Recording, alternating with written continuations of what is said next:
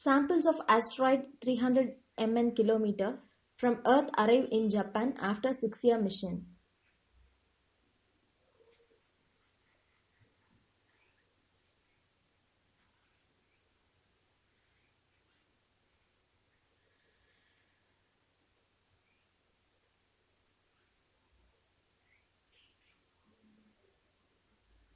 Samples of an asteroid 300 million km from Earth arrived in Japan on Tuesday after a 6-year space mission. The Japanese spacecraft Hayabusa 2, launched in 2014, took 4 years to reach the asteroid Ryugu, and the mission ended with the landing of the spacecraft sample return capsule near Woomera, Australia on Sunday.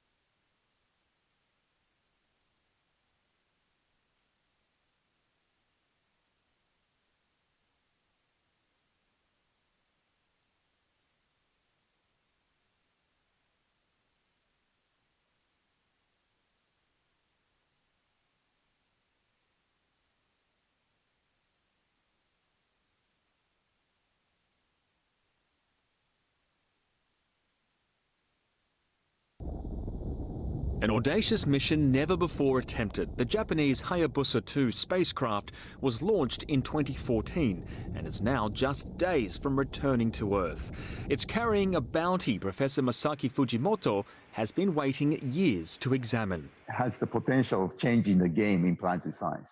2 years ago, Hayabusa 2 rendezvoused with this 1 kilometre wide primordial asteroid named Ryugu, billions of kilometres away.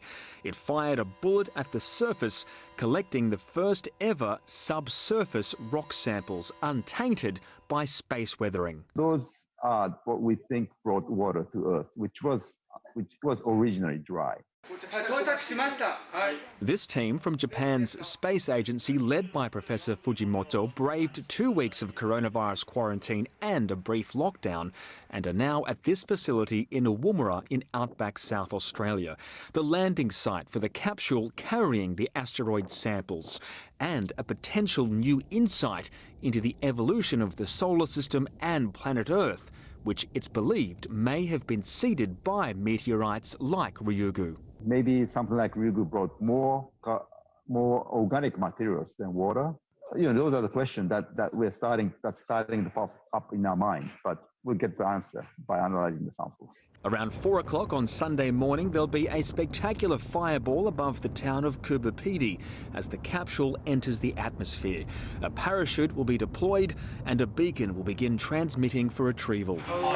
The mission heavily supported by the Australian Space Agency, which sees Japan as a key partner for growing the domestic space sector. They've opened up and engaged with us with open arms, shared their lessons, and seen the value that Australia can play, whether it's supporting great missions such as Hayabusa 2. The mission also benefiting the broader scientific community in Australia, particularly space trackers. It's helping us put that spatial context to our own meteorites and figuring out where our meteorites come from in the solar system. Japan's next sample return mission is already in the planning. The next target, the Martian moon of Phobos.